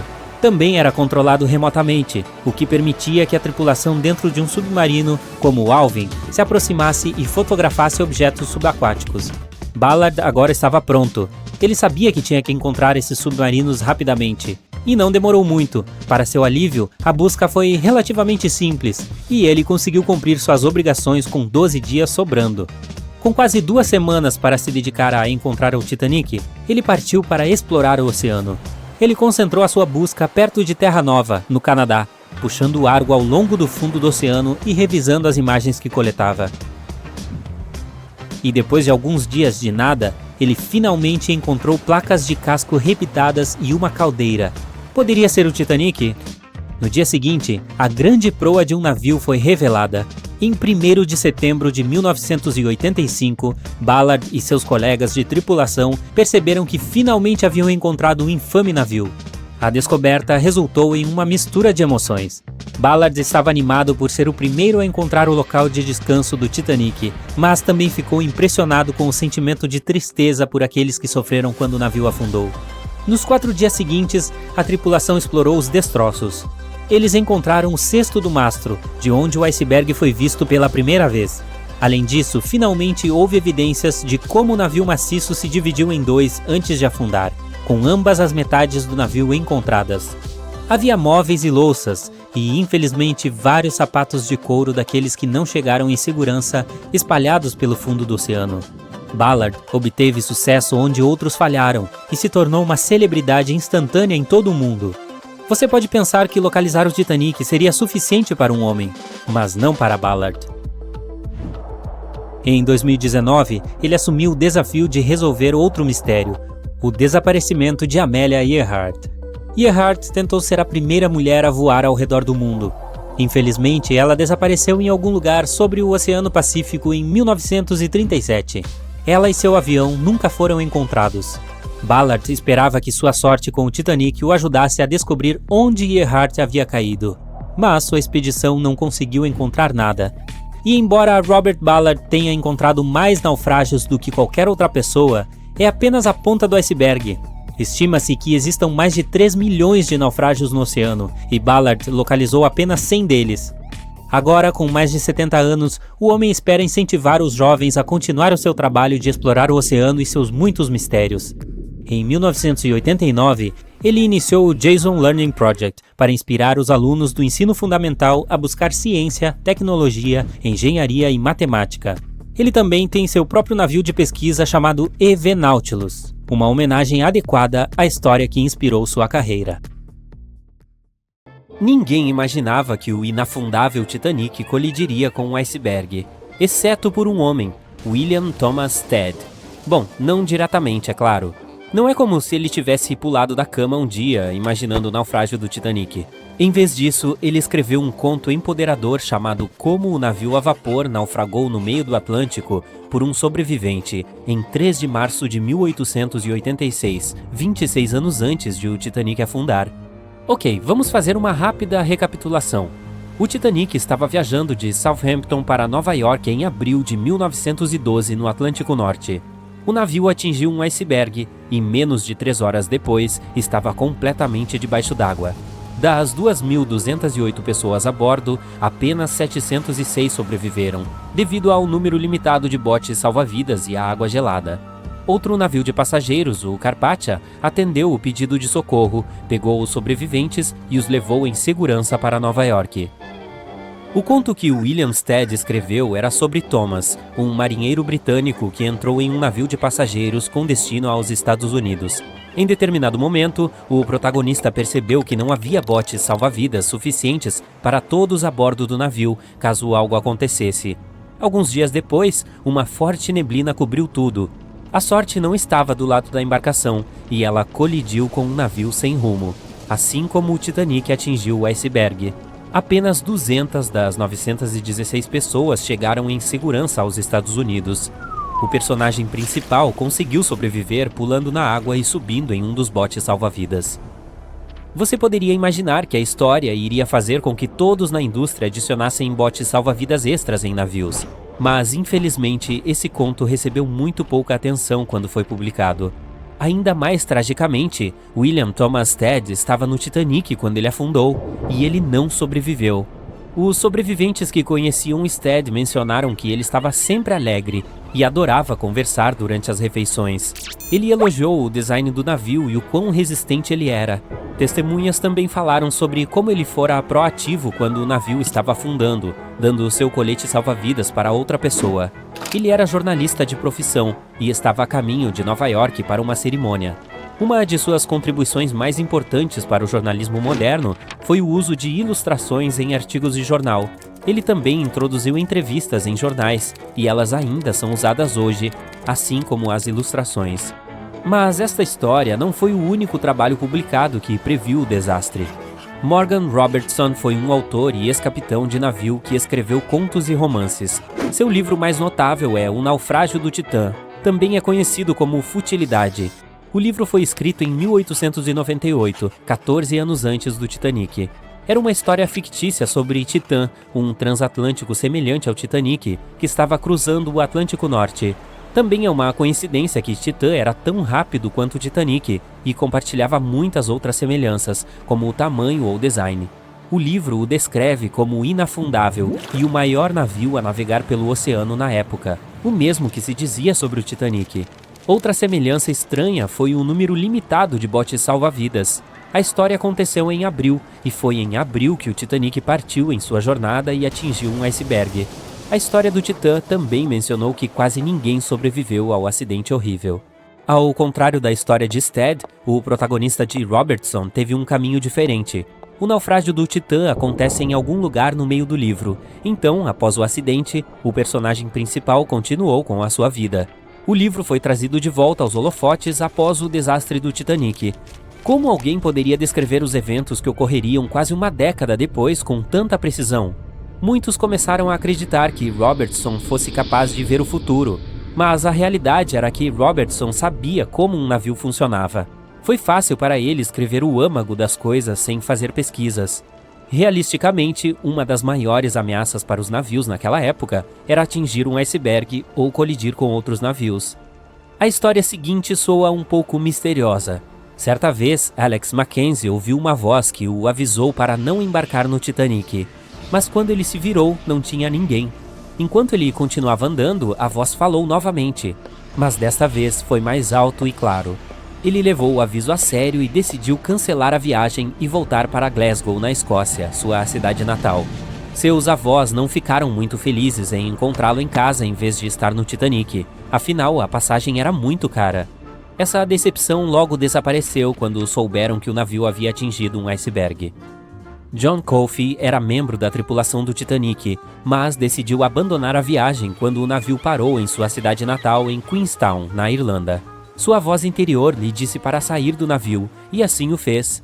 Ele tinha apenas 23 anos na época, e para alguém da sua idade poderia ter sido um grande impulso na carreira e uma oportunidade de crescimento. Apesar da terrível tragédia, ele assinou contrato para trabalhar com o RMS Mauritânia poucos meses após o naufrágio do Titanic. Isso que eu chamo de comprometimento. Algumas informações adicionais foram reveladas sobre o que pode ter contribuído para o naufrágio do Titanic. Os construtores insistiam que o navio era inafundável, mas muitas pessoas mais tarde teorizaram que as chapas de aço do navio eram muito frágeis para a água gelada do Atlântico. Isso pode ter ocasionado que os rebites estourassem, permitindo que a água do oceano se infiltrasse para dentro.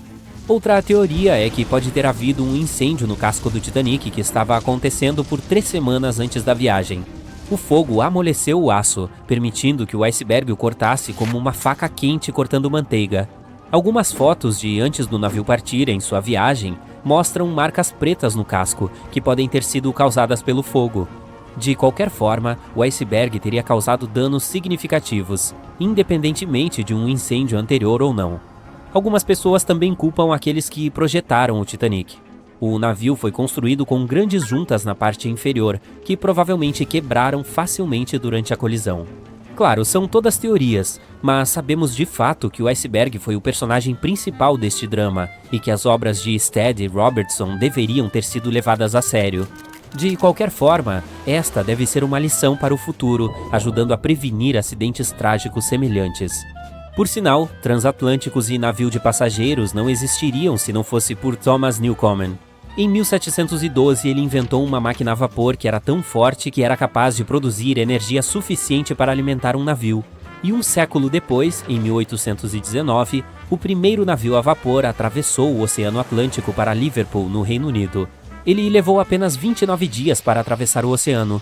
A indústria de navios de passageiros cresceu no início do século XX, facilitando que as pessoas se mudassem para a América ou saíssem de férias. Com o passar das décadas, o uso de aeronaves roubou os holofotes dos navios de passageiros, já que os aviões eram mais rápidos e eficientes. Hoje em dia, é bastante raro que um navio de passageiros colida com alguma coisa em águas abertas. As tecnologias modernas podem detectar qualquer coisa que possa representar uma ameaça e até mesmo prever um clima tempestuoso. Atualmente, os navios de cruzeiro são gigantes em comparação com os da era do Titanic. Os navios modernos podem transportar quase o dobro do número de passageiros e ter comodidades com as quais as pessoas naquela época só podiam sonhar. Atualmente, a maioria dos navios de cruzeiro oferecem opções de vários restaurantes, várias piscinas e salas de jogos para fazer uma pausa. Se você estiver a fim de se divertir, pode assistir a apresentações ao vivo. Não se esqueça do heliporto. Por que não? Não se preocupe se você começar a se sentir mal. Os médicos a bordo estão sempre prontos para ajudar qualquer passageiro necessitado. E esses navios só vão ficar maiores. Colocar o Titanic em um navio de cruzeiro moderno lado a lado é como comparar um Concorde com um Doberman. Naquela época, o Titanic era o maior e mais avançado navio com o qual alguém poderia sonhar. Então, quem sabe o que o futuro dos navios de cruzeiro pode trazer? Podemos até ter cidades inteiras flutuando por aí. Acho que seria um barco gigante. Às 23 horas e 40 minutos, o Titanic colidiu com um iceberg no Oceano Atlântico Norte. Muitos artefatos foram encontrados e restaurados, como partes do navio, joias e pratos de jantar, entre outros. Demorou aproximadamente 3 horas para que o navio fosse completamente submerso na água gelada e remota. A noite estava fria e movimentada.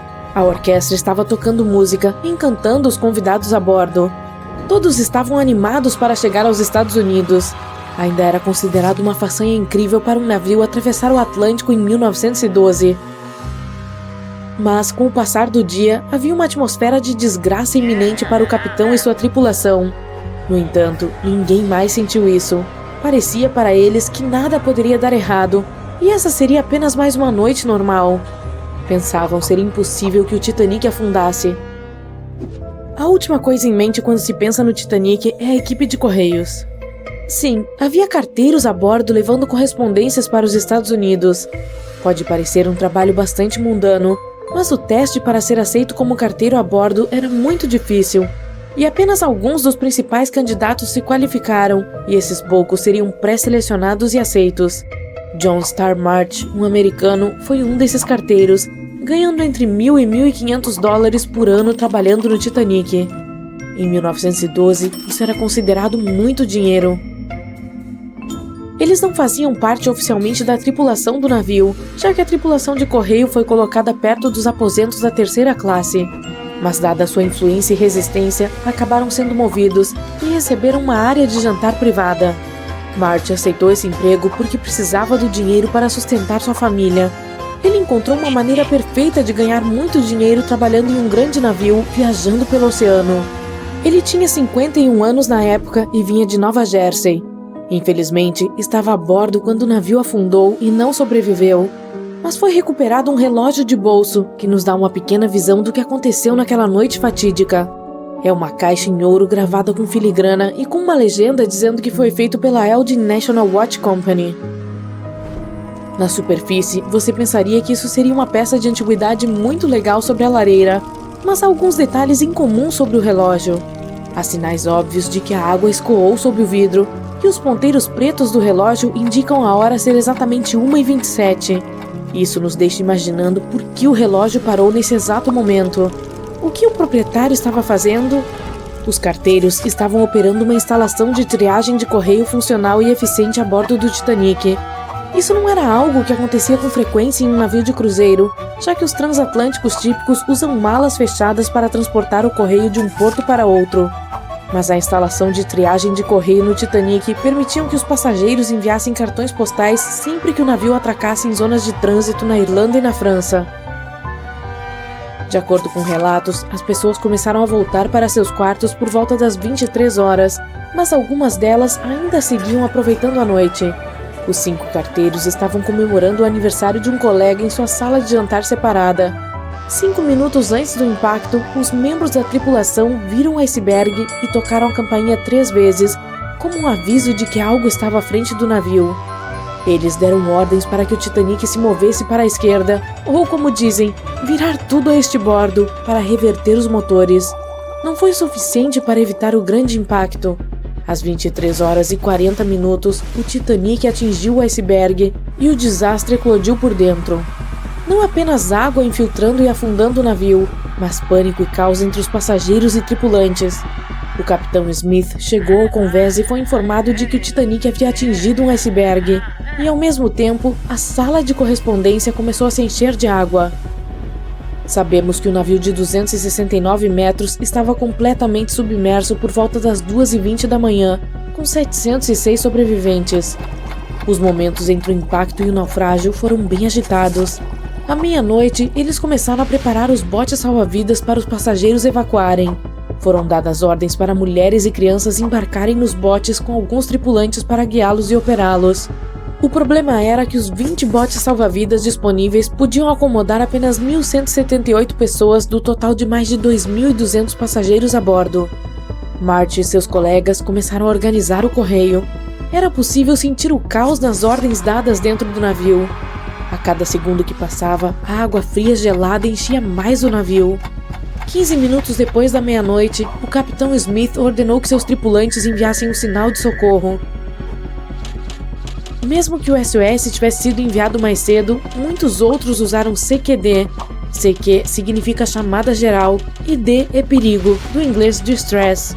O Frankfurt estava muito longe para ajudar, embora tenha sido um dos primeiros a responder. Até mesmo o navio irmão do Titanic, o Olympic, respondeu, mas também estava muito longe. À meia-noite e 20 minutos, o Carpathia recebeu a mensagem urgente e alterou seu curso original para ajudá-los, mesmo estando a 107 km de distância. Embora isso tenha sido uma notícia de alívio, a água continuou infiltrando a um ritmo alarmante. Não foi fácil manter todos calmos, sabendo que o navio poderia estar debaixo d'água em questão de horas. Neste ponto, muitos passageiros já estavam a bordo dos botes salva-vidas esperando para descer na água. Os músicos a bordo começaram a tocar para aqueles que ainda esperavam. No começo, eles estavam tocando no lounge de primeira classe e depois se mudaram para o convés. Existe uma polêmica sobre por quanto tempo eles seguiram tocando e qual música. Nenhum dos músicos sobreviveu. Os 5 carteiros a bordo também estavam cumprindo seus deveres enquanto o navio estava afundando. De acordo com o oficial do navio, a sala de correspondência já estava coberta de água acima dos tornozelos e os carteiros estavam ocupados tentando salvar o máximo de correspondência que podiam. Marty foi um deles. Havia sacos de correspondência flutuando. Eles começaram com as cartas registradas. Testemunhas do naufrágio do Titanic relataram que os carteiros estavam colocando sacos de correspondência no convés para evitar que se molhassem até que a ajuda chegasse. Eles também mencionaram que sacos de cartas flutuavam na água gelada. À meia-noite e 45 minutos, o bote salva-vidas número 7 no lado esquerdo do navio foi abaixado na água. Mesmo tendo espaço para cerca de 65 pessoas, tinha apenas 27 dentro. Muitos dos botes salva-vidas transportavam menos passageiros do que sua capacidade máxima permitida. A tripulação estava preocupada de que os botes virassem se tantas pessoas estivessem neles. Alguns relatórios sugerem que algumas pessoas até se recusaram a embarcar nos botes, afirmando que o Titanic era inafundável. Ao mesmo tempo, eles dispararam um dos 8 foguetes sinalizadores, mas isso não ajudou. À meia-noite e 55, o segundo e o terceiro botes de segurança desceram as águas com 2 passageiros do sexo masculino pulando a bordo. 5 minutos depois, outro bote salva-vidas foi baixado com cerca de 39 pessoas. Neste ponto, a água entrava na base da grande escadaria. Nos próximos 20 minutos, mais botes de segurança foram abaixados, a maioria deles com espaço para mais passageiros, ainda sem ajuda. O Carpathia ainda estava a caminho. O pânico e a tensão estavam aumentando. Havia muita raiva entre as pessoas que foram deixadas para trás. Por volta da 1h30 da manhã, as coisas estavam ficando fora de controle. O embarque organizado de passageiros para os botes salva-vidas parou. O relógio de Marty parou 3 minutos antes, o que pode significar que ele fazia parte da briga entre tripulantes e passageiros. Demorou 3 horas para o Carpathia chegar. Marty não estava entre os sobreviventes. Seu relógio provou ser uma das descobertas essenciais perdidas nos destroços do Titanic. Posteriormente, foi devolvido às 2 filhas de Marty e agora está em uma das coleções do Museu Nacional dos Correios. Marty era um homem que fazia o que tinha que fazer nas piores circunstâncias. O tempo era uma mercadoria preciosa para as pessoas a bordo do navio, e este relógio provou ser valioso para aprender mais sobre as histórias trágicas, mas inspiradoras do Titanic. Na noite de 14 para 15 de abril de 1912, o transatlântico mais moderno e inafundável colidiu com um iceberg e naufragou. E isso foi incrivelmente assustador. Imagine um enorme navio de cruzeiro com várias vezes o tamanho da Estátua da Liberdade colidindo com um enorme pedaço de gelo e submergindo. Está escuro e frio. Tudo que você consegue ouvir é o estrondo e o rangido de metais e madeiras quebrando. Ao seu redor, apenas as águas geladas do Oceano Atlântico sem fim. Quase não existe comunicação com o mundo exterior. Não há telefones nem internet. Ninguém mais em todo o planeta sabe que a embarcação está afundando. É um verdadeiro pesadelo. Mas o mais chocante é que as pessoas que estavam no Titanic naquele dia não entraram em pânico. Elas estavam calmas, talvez um pouco preocupadas, mas não havia receio no rosto delas. Para entender por que não tiveram medo durante um dos maiores desastres do século XX, é preciso ver o que estava acontecendo pelos olhos delas. Então, você é um passageiro do infame transatlântico. Sua cabine fica localizada em um dos convéses superiores. E acabou de se divertir muito com seus amigos no jantar. Agora os músicos estão tocando uma bela canção, os garçons estão servindo sobremesa. Você vai para o convés e desfruta da tranquilidade do imenso oceano. Neste momento, sente uma incrível sensação de segurança e conforto. Está orgulhoso de ser uma das primeiras pessoas no mundo a viajar na embarcação com a mais alta tecnologia do planeta. Você vai para a cama na sua cabine e acorda porque um membro da tripulação bate suavemente na sua porta e lhe pede para ir até o convés. Aconteceu algum tipo de problema, mas não há motivo para pânico. Sem problemas. Você fica feliz em sair para olhar o céu à noite. O momento em que o navio colidiu com o iceberg parece nada mais do que um leve empurrão. E alguns passageiros nem ouviram. Eles perceberam que algo estava errado apenas quando os comissários bateram em suas portas e pediram que fossem para fora. Muita gente está no convés agora.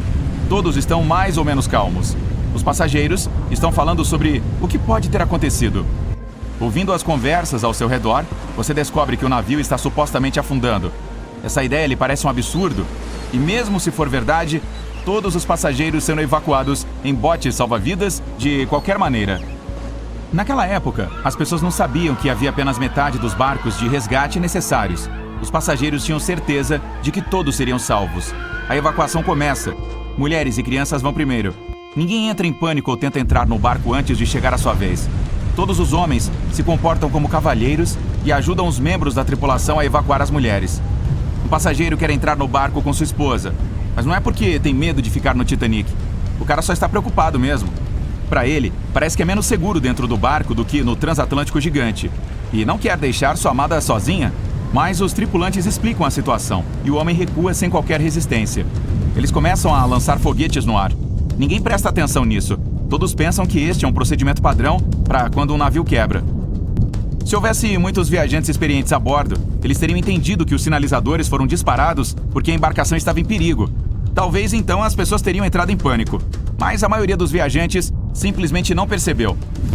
Os botes são baixados um a um. As pessoas estão assistindo à evacuação, esperando pacientemente sua vez. Não há empurrões nem aglomeração. Ninguém grita. As ações da tripulação ajudam a manter a calma. A equipe minimiza deliberadamente a gravidade da situação para evitar o pânico. Alguém diz que os barcos estão sendo lançados simplesmente por precaução. Além disso, o pessoal afirma que um navio de resgate está em direção ao Titanic, a apenas alguns quilômetros de distância. Alguns passageiros dizem que veem as luzes dele. As pessoas que já estão sentadas nos barcos querem ficar mais perto do Titanic, pois assim se sentem mais seguras. Muitas simplesmente não querem acreditar que algo sério está acontecendo. Mesmo quando são informadas de que o transatlântico está afundando, se recusam a admitir. Como é possível que o inafundável possa afundar? Mas é assim que a mente humana funciona. Em situações extremas, ela se recusa a acreditar que algo ruim vai acontecer agora. Você nem quer pensar sobre isso. Uma das passageiras diz que, para ela, parece que o perigo é exagerado. E afirma que todas as pessoas retornarão ao Titanic a qualquer momento. Alguns têm medo e, mesmo assim, não querem sair do navio. Cabines aconchegantes e a embarcação mais segura do mundo estão aqui. A alternativa é o oceano gelado e pequenos barcos instáveis de resgate. Alguém se recusa a deixar o Titanic porque não consegue encontrar sua bagagem. Alguns passageiros carregam todos os seus pertences, não querem deixá-los na embarcação que está afundando. Existem muitos imigrantes a bordo. Alguns nem entendem inglês. Os membros da tripulação não conseguem explicar a eles o que está acontecendo. Esses passageiros interpretam mal as instruções dos comissários durante a evacuação. Não conseguem entender as placas. Muitos têm certeza de que houve algum tipo de problema no compartimento do motor que será resolvido em breve, e o Titanic continuará sua viagem. As pessoas só começam a perceber que é um naufrágio quando ele começa a se inclinar para frente e sua parte traseira se eleva acima da água. É quando aqueles ao seu redor começam a entrar em pânico.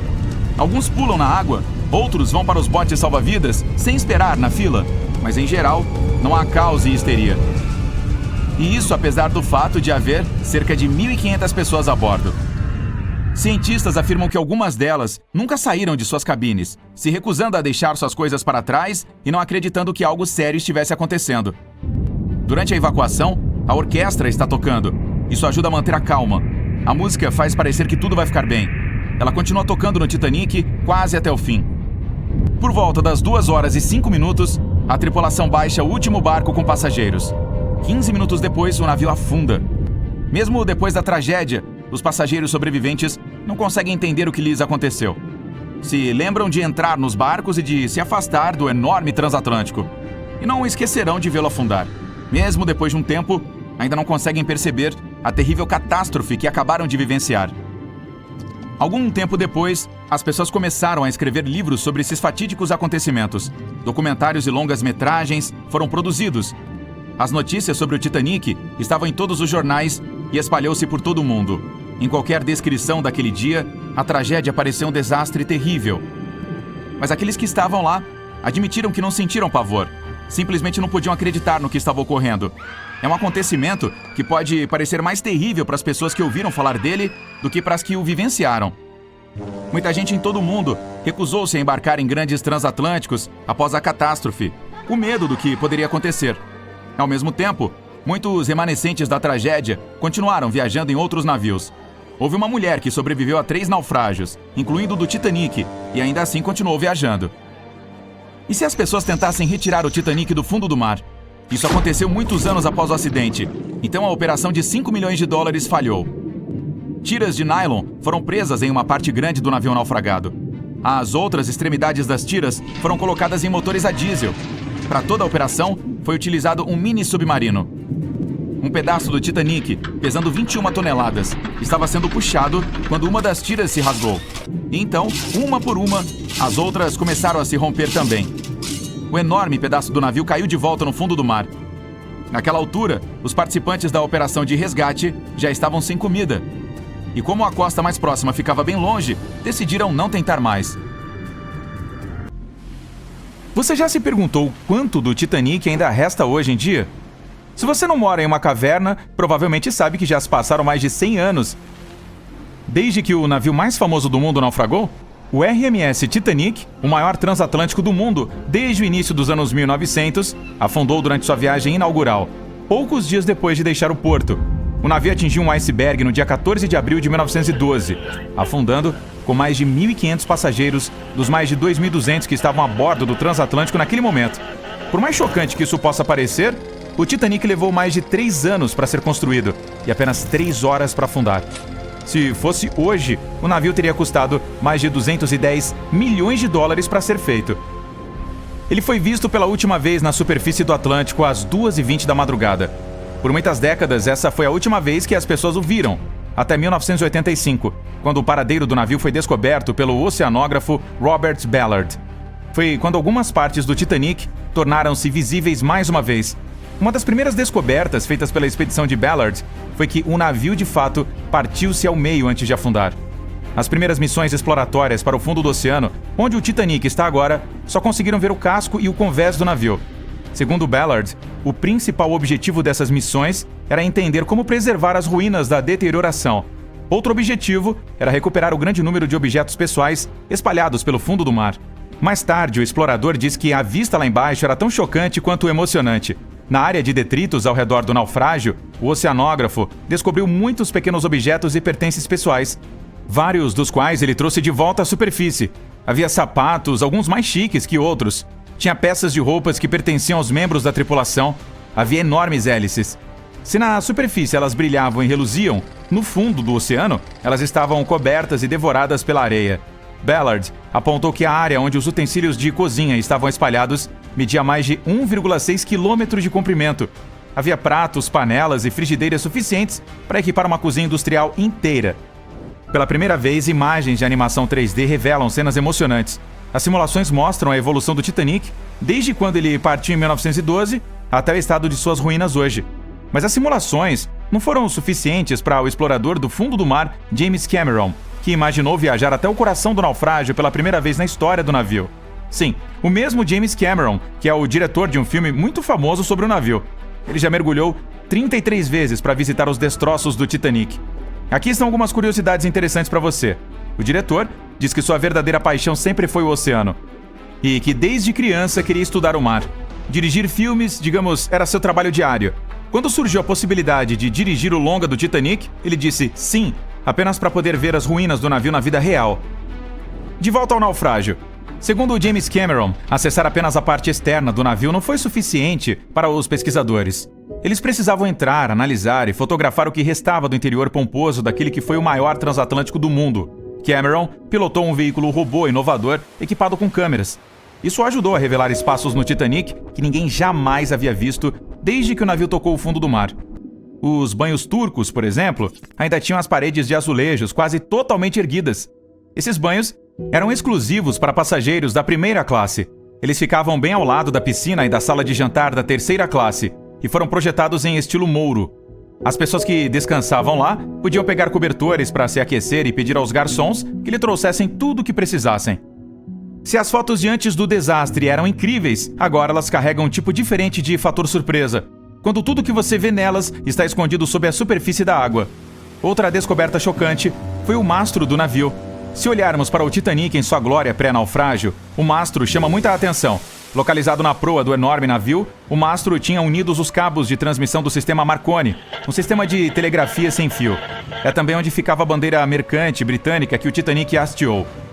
O mastro estava a pouco mais de 30 metros de altura e tinha um ninho de corvo.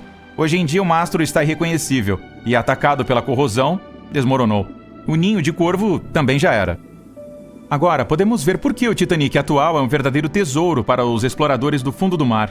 Como o naufrágio do navio está a uma profundidade aproximada de 3.800 metros, a luz do sol é inexistente lá.